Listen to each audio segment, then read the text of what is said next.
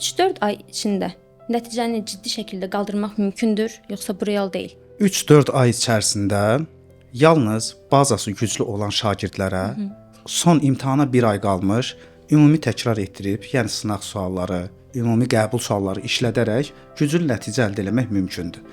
Və orada 1-2 mövzu hansı ki boşluğu var, onu da kompensasiya etmək mümkündür, yəni öyrətmək mümkündür.